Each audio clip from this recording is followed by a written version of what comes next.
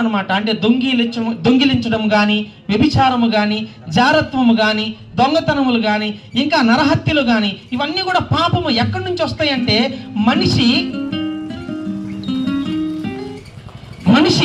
తన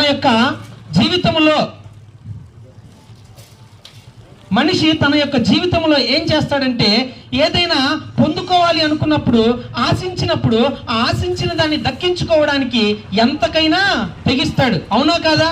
ఎంతకైనా తెగిస్తాడు కదా. అలా తెగించినప్పుడు తన కోరికను తీర్చుకోవడానికి పాపము చేస్తూ ఉంటాడు ప్రియులరా.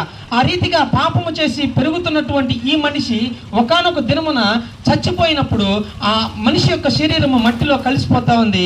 ఆ ఆత్మ అయితే అపవిత్రమైపోయింది కదండి. మరి దేవుడి దగ్గరికి వెళ్ళదుగా. దేవుడి దగ్గరికి అంటే పరలోక రాజ్యానికి వెళ్ళనటువంటి ఆత్మ ఎక్కడికి వెళ్ళిద్ది?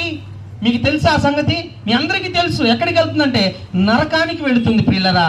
కాబట్టి గమనించండి, యేసుక్రీస్తు ప్రభువారు ఆ రీతిగా ఎవరు కూడా నరకానికి వెళ్లకుండా, ఏ ఒక్క ఆత్మ కూడా నశించిపోకుండా ఆయన 2024 సంవత్సరాల క్రితమే ఈ భూమి మీదకి ఆయన వచ్చాడు.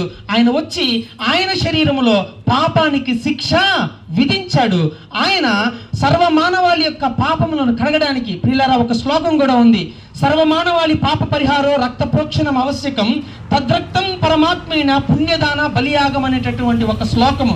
ఈ శ్లోకానికి ఉన్న అర్థం ఏంటంటే ప్రియులారా, మానవాళి యొక్క పాపాలని కడగాలి అని అంటే రక్త ప్రోక్షణం ఆవశ్యకం, అంటే తప్పనిసరి.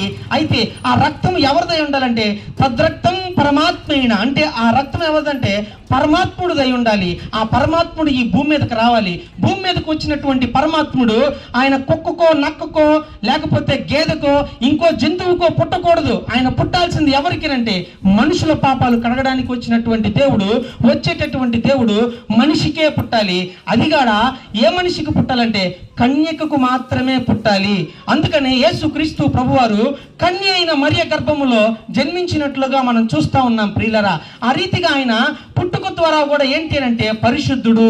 ఎందుకనంటే దేవుడు యొక్క రక్తం ఏదైతే ఉందో అదే పవిత్రమైన రక్తము. ఆ రక్తము ద్వారానే ఒక మనిషి యొక్క పాపాలు కడగగలుగుతాము. కానీ చాలా మంది మన చిన్నతనంలో చూసినట్లయితే ఏదైనా గొర్రెలను, మేకలను వధించి వాటికి వేద చేయి పెట్టి వాటిని వధిస్తూ ఉంటారు, పాపాలు కడిగేసుకుంటూ ఉంటారు. మనిషి యొక్క రక్తాన్ని మనిషి యొక్క జంతువు యొక్క రక్తము మనిషి యొక్క పాపాన్ని కడగదు. ఎలా అంటే ఏదైనా మన చేతికి నూనె అంటుకుంది అనుకోండి, ఆ నూనె పోవాలంటే దేంతో కడుక్కుంటాం? నీళ్లతో కడుక్కోవచ్చు. నీళ్లతో కడుక్కుంటే పోయింది అనుకుంటే అయిపోతుందా? సరే, మీరు నీళ్లతో కడుక్కుంటారు, కానీ నూనె పోతుందా చేతి నుండి?